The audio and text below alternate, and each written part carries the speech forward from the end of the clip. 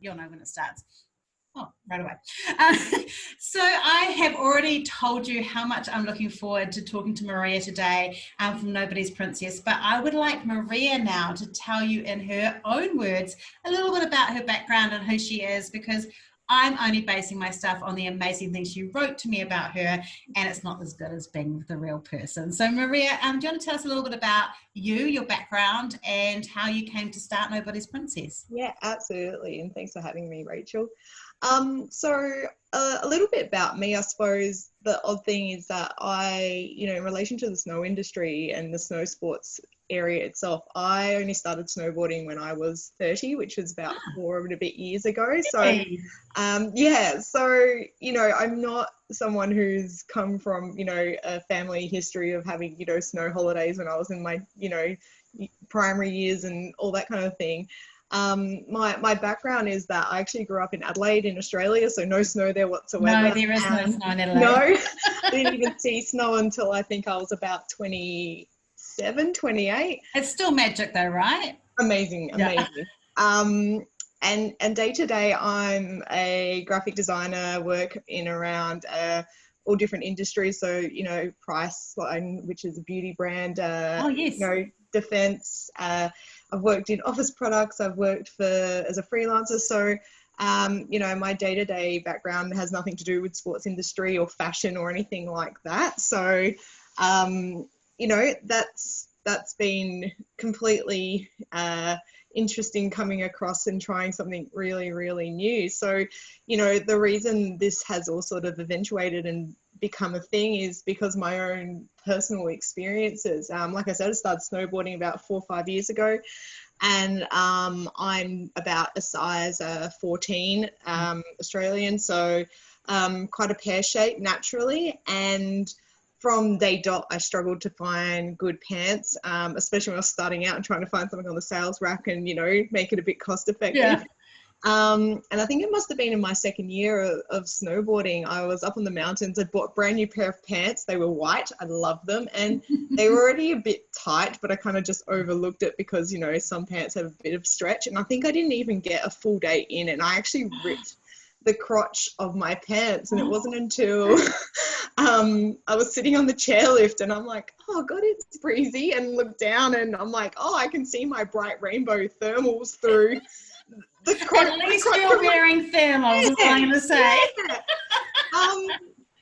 And I was just devastated because straight away it wasn't like, oh, okay, the pants have failed me or anything. The first thoughts was like, oh my God, it's because I've got a fat ass, or it's because of my body shape. And I'm like, of course this happened to me, and la la la. So I was kind of I was with a bunch of girls at that time, and I was talking about it, and it kind of came out like it wasn't just me. They'd all told me about how they'd ripped the crotch on their pants, and it wasn't even girls who were the same size as me. It was girls that are quite smaller but still had either hourglass body shapes or hips or bums or tums, and we snowballed, excuse the pun, into the issues with pants and the gapes in the waist because you're trying to accommodate maybe for a smaller waist, or having super baggy legs because you've got a bigger stomach. And we all kind of went home a bit sour that day, I think. And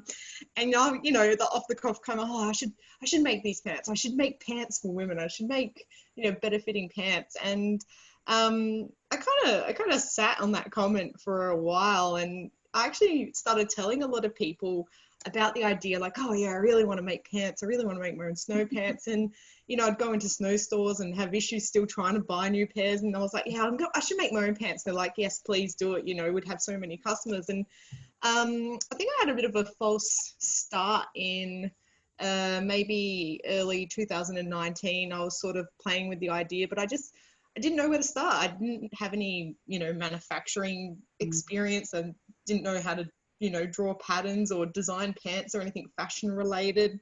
And being such a late bloomer, I suppose, in the snow world, I didn't really have industry contacts or anything like that to lean on. And it kind of sat down, it was put on the shelf and never eventuated until last year, where I had actually just started working in the travel industry, but then COVID hit.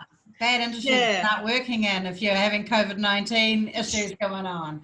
correct. So I got 3 weeks into what I thought was a dream job in the travel industry, working as a designer, and we all got stood down. So all of a sudden I had a lot more spare time on my hands. And it wasn't until I actually went to go work up in a snow resort in Melbourne here, Mount Hotham, and I talked to a guy who I was working for who happened to be a bit of a marketer as well. And he's been running his own snow glamping business for a few years. And he Really? was So my age. glamping. What a Yeah, they do concept. like, it's called an alpine nature experience, and he does Yeah. like big outdoor glamping tents in the middle of the snow. It's amazing. Wow. But, I spoke to this guy who actually had a marketing background himself, and I was, he was my age, he was 34, and I'm like, oh, wow, look what you've done at 34, and what have I done? And, so I told him about the idea, as I had told everyone, and he's like, well, what are you waiting for? And I kind of, again, COVID kicked in second wave and got sent home from that job as well. And I kind of went like, well, yeah, what am I waiting for? So I think the universe kind of just, Give you played that its part a bit window. too, because this second attempt kind of was a bit more fruitful. I met the right people at the right times, and through networking and looking up marketing resources, I stumbled across the right people, and and that's what's led me to where it's at today, having Nobody's Princess and being, a couple of months away from launching our pants. Yeah, because one of the things I said in the intro was what I think is amazing is you've actually been able to get funding and support and build a tribe of people who are excited, but your paints aren't even out yet. They're not out until August. No, so I was really surprised, because I suppose one of the things was that obviously I didn't have the funding to do this myself, especially having been stood down from my work last year. And I'd read a bit into crowdfunding and seen a few bits and pieces come and go, and the Shark Tank and all that kind of thing. And I think I'm probably a bit lucky in that I have my own graphic design skills, that I could put a bit of branding together, a bit of imagery together. I've always told when I had clients, you got to fake it till you make it when you've got branding. Even if you're not a big business yet, you've got to make it seem like you're the real thing. So that's kind of what I did, and put together a little video with one of my best mates, and put it up on Indiegogo. And yeah, lo and behold, I think I had like over half of the funding in the first 24 hours, which That's just amazing. really pushed that people were keen for something. And what was even wilder is that I had set up a whole bunch of perks within the crowdfunding, and I had put things like t-shirts I designed and keyrings and the like. But I thought, I'll put the pants up as a pre-order option, and people actually bought them. People bought the pants as a pre-order on a concept, without seeing a design, without seeing anything more than my wish list of what these pants were gonna be for women. And yeah, that blew my mind. That was crazy. I met a guy actually in this random cafe. Like there's a place called Gisborne, which is quite a small city in New Zealand. I know And the I met one. this guy there, and I was talking to him, and he was like this, almost like a multi-millionaire, but he had done his entire business through crowdfunding. He'd create a Oh, gizmo wow. and pre-sell the idea of it on like a crowdfunding platform, and all these people would order it, and then he'd go and make it, and then he'd use that money to reinvest and do something else. And he was Amazing. like this person, no one knew who he was, but he was raking in all this money from it. It was amazing. And it is, it's a really good platform, I suppose, and it helps give you that confidence to continue as well, give you that boost, because sometimes when you're going through this process, you're like, oh, is this really going to be a thing that people want? Is it really going to work? Is there a need? So yeah, having that funding, that support in just, not the actual dollar value, but the numbers of people behind it is really good. And there's so much to take into consideration when you're starting a business up too, in terms of like marketing, media, and all those other bits and pieces. And then for me, the whole design process, and having a technical designer working with me to do this. So yeah, the whole crowdfunding thing just blew my mind and just reiterated everything for me. Because I know in Nobody's Princess you can buy t-shirts and other things as well. Have you used some of that to kind of grow awareness now, but also to fund some of the costs that are involved with the rest of it? Yeah, absolutely. So my initial idea was that when I basically soft launched the brand last September, I think it was. I built the website. I had a couple of sketches and ideas that I turned into t-shirts. And that was purely for a brand awareness thing. I really wanted to just try and make it a name that might be on the tips of a few people's tongues, so that by the time I came to what will be the second round of crowdfunding in a month's time, that it would be a known brand, that people might be, oh yeah, I've heard about that chick and she's doing the thing with the pants. And, you know, it really was a marketing thing. It was a marketing exercise to just get the brand out there, get the t-shirts launched, so that, you know, I might see it around. I might, you know, people might go, oh yeah, that's a cool t-shirt. Where'd you get that from? And the conversation would start. So yeah, absolutely. So I think I told you that when you and I first talked about the podcast, I don't even know who it was, but I remember watching an Instagram story from a plus size woman who is like, she does a lot of fashion stuff, and she was talking about you and how excited she was about the pants. That's and so I'd heard that, and I didn't know who you were, and immediately I'm like, oh my gosh, it's the same person. Like, it was this kind of this weird like kismet thing that went on, and so that just shows you, like, what I love about this is that people often are waiting. I'm working with a client at the moment who, you know, she's waiting to get everything perfect before she launches. And I've seen so many people do this, but what you've done is you've gone and built that brand, or began to build that brand and that following, which means when you launch, you've got people to launch too. Correct. And that's totally one of the biggest things I'm trying to work on now is, you know, I put a call out for someone to help me with my marketing and PR, because that's not my strength. Whilst I have worked in marketing teams, you know, I can execute them for someone, but I don't know how to put them together. So I sort out that person. And it was really interesting, because the more I talked to people about trying to engage their services, they were all very sales orientated. Like, they'll, you know, we're going to get you conversions, we're going to get people onto your website to buy your product. And I was like, well, no, hang on a second. That's not what I want. I actually don't want people to come and pre-order the pants yet. And I don't want people to come and buy the t-shirts. Please come and buy the t-shirts. But, you know, that wasn't the Nobody's Princess is kind of a cool t-shirt, right? Yeah, I think so.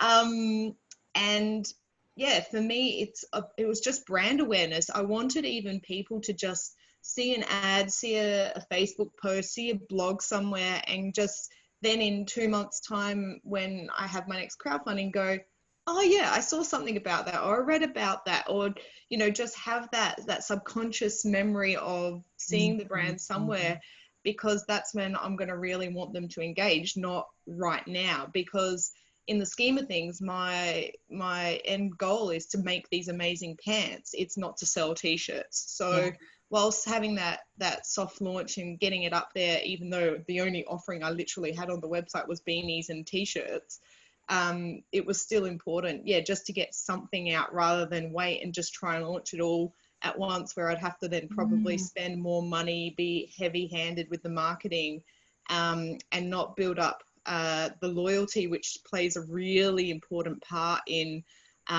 you know, getting conversions, getting sales. So that was, you're 100% right. Because I have clients who, like, you know, it's interesting. I've just interviewed someone before this, and we were talking about how some people, because being the best isn't enough, it's to be out there is the most important thing. And so if you're out there and you're the best, that's the winning formula, you know. And so I love that you've done that. Are you using things like Instagram stories and things like that to tell people what the process is as you're doing it? Are you doing that sort of thing? Absolutely. So one of my biggest things that I suppose, unlike any other brand I see where it's, you know, really centered around a culture or a style, or, you know, I suppose in the snow realm, you've got different types of skiers and different types of snowboarders, and I'm not trying to get to one or the other, but for me, it's just about showing, like, you know, everyone asks me and I'll get back to your question, but everyone asks me why I'm doing what I'm doing. You know, is it to get rich? Is it to build a big brand and all that stuff? And my response is always, I just really want a pair of good snow pants. Like, I'm building them so I can have them, you know. I love that. And it's a really selfish reason. Like, if I'm going to make these pants, I might as well make them for a few people. And so part of that is, engaging on that really personal level. And I'm being 100% transparent about what I'm doing and what the process is and where I'm at. And that's through Instagram stories. The lovely woman, Kiara, who's working as my PR marketing person, we've started up Sunday Live. So every Sunday I do a live report about what's been happening, what pain points I've come across in the week, what's coming up in the business, where the prototypes are at. Using Instagram and Facebook as that touch point to show the real side of what the business is doing and what I'm doing, that it is just me and my journey on my own.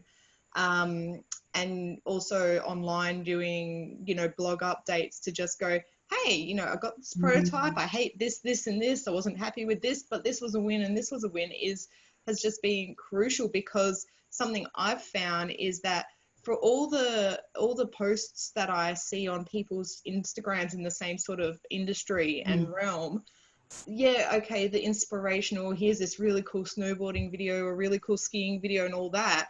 For all of that sort of inspirational culture type stuff I put up, it's always the posts about the pants, about what's happening with them, that are getting the best engagement. It's always the posts about the, hey, look at the cool zipper function, look at this cool waist function, that are getting the comments and the interactions and the reach, because that's what, the genuine customers or future customers that I'll have are actually interested about. I don't care that there's some girl skiing in a bikini top on skis in the pool. Like, it's that, and that's what I'm aiming for too. So absolutely, using those tools has been huge. And I've kind of hated it in one sense, because I've had to immerse myself into social media again, but on the other side, it's really fascinating and fun just watching it continually grow and change. So So you're building this lovely trust bridge, aren't you, between you and your customers? And while I do think it is hard for us to put ourselves out there, what you're doing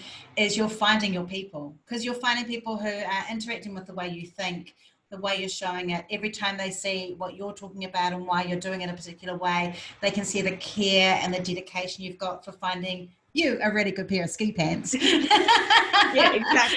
Snow pants, but also it means that they're going to have them too. So it's like a win-win, right? It's amazing. And I was actually, have you heard of the Ringer Western story? I haven't. No.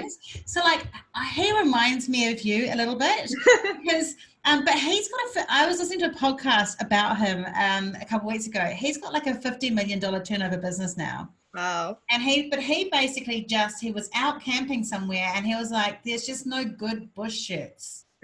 Right. And he started his business by selling caps and t-shirts to fund the bush shirts. Yeah, that's fantastic. And like, I can't even take credit for the idea as well. Something, there's another fantastic company, snow company that's based out here in Victoria called Yuki Threads. And their niche, their mission is environmentally friendly, fully sustainable snow clothing, which I think's fantastic. Guys, you just need to fix your sizing range. Well, no, it's fine, because you're doing that. But something I did was, obviously tried to read up about, entrepreneurs and, small businesses, snow businesses in Australia and New Zealand. And something I came across was their founder. And, something they said is they had the best happy accident they could, in that she was designing some hoodies, and they ordered some beanies as well. And their actual intent was to sell the hoodies first, but their beanies came months earlier than the hoodies. So they just gave them to all their mates, and they created this this little cult following, because people were seeing these people out on the mountain and going, oh, what's your little beanie with your little yellow bird on it? Like, it sparked this interest, because all of a sudden there was like 50 people riding around Mount Buller with a beanie with a little yellow bird. So people wanted to get on board. What's that? And they created their own hype accidentally. So I love it. I kind of looked at that strategy and went like, how can I create my own little accidental hype, but on purpose? So that's where I went with that. So strategic, right? Do you struggle to show up to promote your brand? Like, I know we talked about that thing around doing that. and you said, oh, you know, to get back into social media. What were some of the things you did struggle around this for you to do this? Like I said, you know, even though I'm a designer and I've worked in marketing teams, there's a whole different kettle of fish when it comes to implementing it and putting it together. And, you know, creating content's really hard, especially when you're trying to make it truly genuine, because there's only as much as you want it to be genuine, and you know, and you hope that it will work. At the end of the day, people go on Instagram, people go on TikTok and Facebook to be entertained. And, you know, you have to stand out with, you know, in, you know, a sea of billions of people. And it was hard to create content, and sometimes I just completely disassociate from it. And I think I got to a point at one point where I'm like, oh, I haven't posted anything in like 3 weeks. And it was really hard to kind of get into the groove of it, because I'm like, well, what am I going to do? What am I going to show? And at the same time, you know, the voices in your head when you're starting up a small business and they're like, well, are people actually going to want to see this? Is that going to be good enough? Is that? And so it gets really hard. And I remember even sometimes, you know, part of having the crowdfunder and Indiegogo is that you have to provide a monthly update. And, you know, I was getting the nudges from the company, like, you know, make sure you post your monthly update or else your campaign's going to, you know, be penalized. And it's like, oh God. And so, yeah, it certainly is hard, like, to continually, like you said, show up to it and be switched on and wanting to always be on top of it. And your lack of knowledge as well, like, is a huge hindrance to that, because, you know, like I said, I'm lucky that I've kind of, my career is in that realm, but for something you don't know about, it's even harder, because whilst the internet is a beautiful, vast place, content has changed from what it was, say, 20 years ago on the internet, where people genuinely wrote about, you know, an interest, a hobby, or how to do something back in the good old Netscape days. And I know, I'm showing my age. Good. It's okay. I'll start talking about, I don't know, something way beyond that, and then you're like, okay, we're sweet, we're fine. We were talking about beta VHSs before. Someone, I didn't even know what they were. So, you know. I know what they are. It's all good. But yeah, you know, content on the internet's not what it used to be. It's not genuine anymore. People are writing clickbait. People are writing articles based on what they want their SEO to be, and it's not genuine content anymore. It's still helpful, but it's not enough to kind of get you over the line. You know, you can type in, how do I make engaging content on Instagram? And you're going to get, you know, your first 30 pages of search results are, 20 top ideas to get you good Instagram content. And it's basically the same article rehashed. That was copied. So it's just so hard. Correct. So, it definitely is hard to show up when you don't know the ins and outs of every single part of starting up a small business. And there are so many little bits you need to know, have to know. And I think one of the biggest things even was learning about, like, business planning, and the fact that writing a business plan was important. And I suppose my biggest comment to all of that is, like, the thing that probably saved me was networking, meeting other people. There's an online platform called Lunch Club that I use, and I was really fortunate that I got paired randomly with some really interesting and useful people that just gave me little snippets and tips and, you know, bits and pieces along the way that then helped me front up. And something I then put into practice is that every time I felt I was stalling myself and I wasn't, you know, being there for the startup, is that I'd go do another 1 hour video call with someone and do some, you know, networking, and you just get that little spark. You might just get that one piece of information or fact that would just help. So it's, definitely periods where it's just like hard. But so you get there. Can I share with you? I have this thing that I tell my clients, and actually anyone that will listen, and I tell people that when you're doing your business, you've got to be a goat in a tree. Oh, yeah. What I mean by that is, I like that. Have you seen those goats in Morocco that climb the trees? And so I don't even know how they got up there. Yes, although apparently this devastated me when I was researching this. Some farmers now, when they were having lots of tourists go by, they were lifting the goats into the tree, but they are naturally like tree climbers.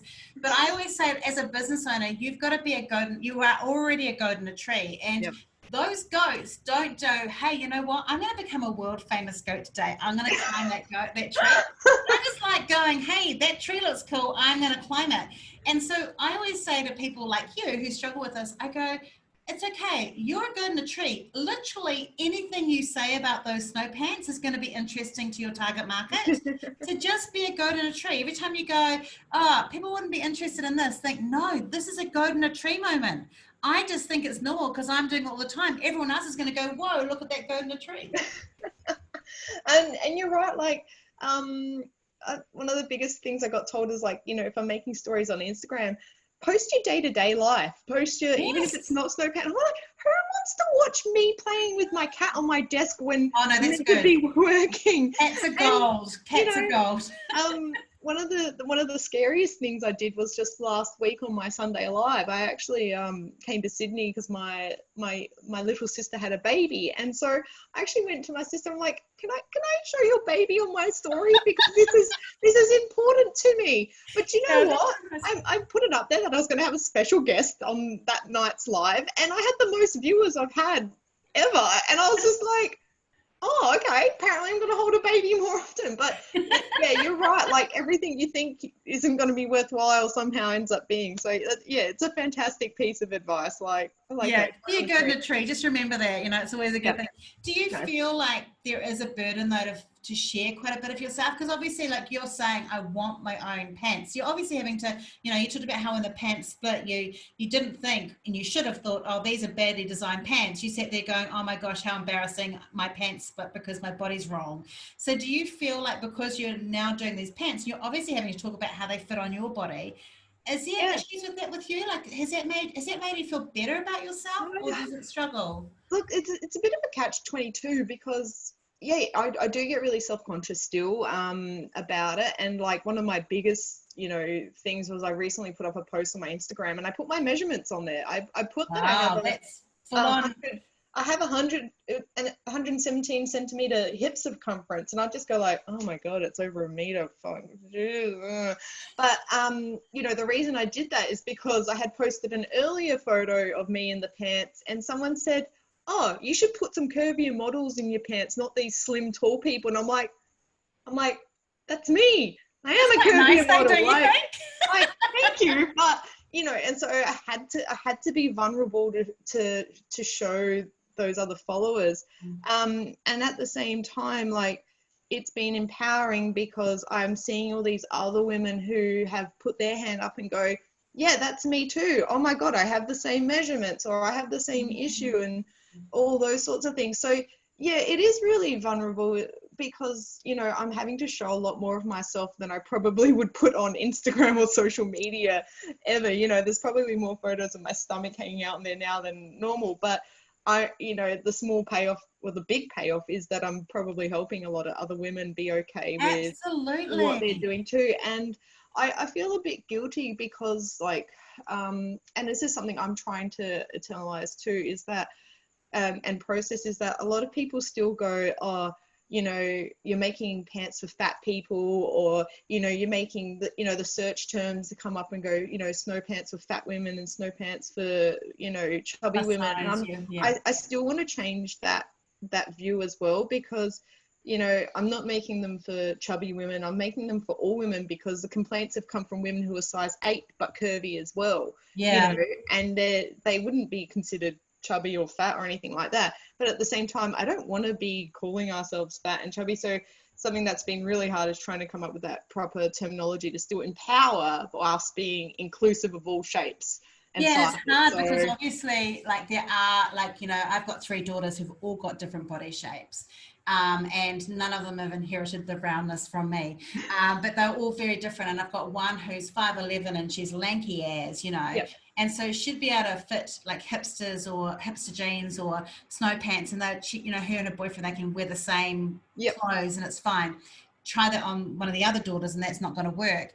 Now, that none of them are overweight, and none of them are, but they've all got different body shapes. And there's this weird thing where we go, do you use the word real woman? Well, no, because someone who's straight up and down, they're still a real woman. Like, how is this going to work? Me? Am I alive? I'm real. Like, yeah, exactly. So it is really hard. You have to find a way to define the market and use those hashtags so the right people can find you. But you also know that you are developing them for a particular body type, aren't you? yeah. Well, it's not just the one body type; it's all body types, and that's the hardest thing That's to fight hard. is not being exclusive to going, yeah, okay, it's only for the curvy, for the hourglass women, it's only for the pear shapes, or it's only for the apples and only for the round shapes. It's for everyone. But yeah, I don't want to be discriminatory or negative about it.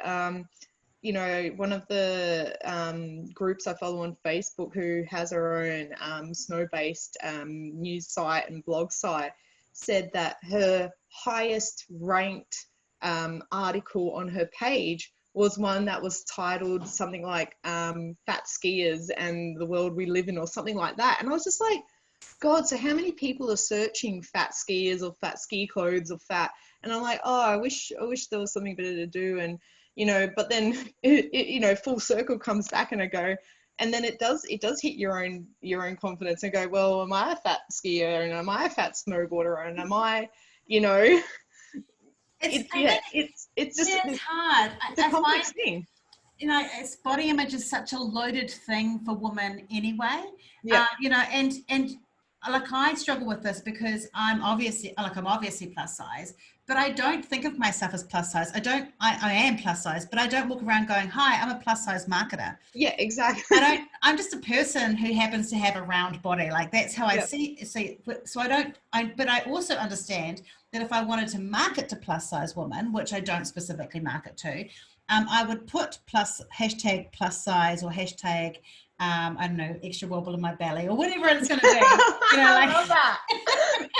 And I understand this. It's really hard. And I modeled in Fashion Week years and years ago for a plus size designer. Oh, did you? Oh, yeah. I always tell people that because I'm like, really? Wow, you've really packed on the kilos since. But I was round when I did it. But I remember, it's like I was already round. But I remember sitting next to this woman who was like size 6 to 8, absolutely immaculately dressed. And she sat next to me and she said to me, oh, those people over there look amazing. I just feel so fat and disgusting today. And I remember thinking, oh, you feel fat. Well, I'm actually fat. So, but what I realized was, it's like, women, like, we just carry all this stuff around, and it's not that size at all, actually. And we can be our own worst enemies, like 100%. And yeah, it comes to what you see and what you hear and what you're brought up with. And 100%. What I love is what you're doing, though, is you're empowering women to feel comfortable while they move. We've got active wear for leggings that don't fall down when we squat, or are see-through. We go squat-proof leggings. We've got things that help, sports bras that help us stop bouncing. Yeah. So this is the next domain, right? Like, really, what you're doing is, instead of people going, oh, that's for fat people, shouldn't it be, wow, you're helping more women feel comfortable while they move? Yeah, and that's definitely the biggest thing that I'm trying to push, is that confidence, because unfortunately, what you wear, what you experience day to day can play a huge role in how you're feeling. Absolutely. But if what you're, and there's so many days where you go out and I'm just, wearing normal clothes, you're like, oh, if that bra strap's digging in, or if your jeans are just a little bit too tight, or, It's the worst. you go, oh, this top's making me feel a bit fluffy. It puts you off your game, no matter what you're doing. You can, you might be at an event, and if you're conscious about how you look or feeling, then it just throws your whole night away.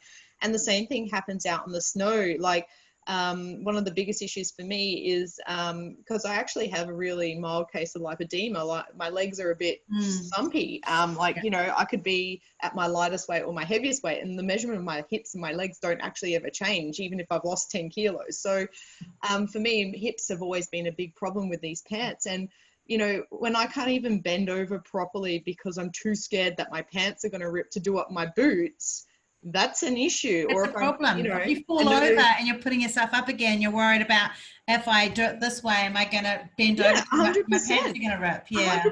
And it's little It's things not like, pleasant. no, and it niggles in the back of your head, just like if your boots loose when you're skiing, you know, your ankles lifting a bit. You're probably not going Yeah. to ruin your run, but it's in the back of your head and you feel it. So the same thing goes with what you're wearing, and especially when it's a sport clothing essentially. And you know, all It is. other sports have, you know, clothes that are made to suit the sport itself, that, you know, move and stretch and accommodate for what you need. So why not this one?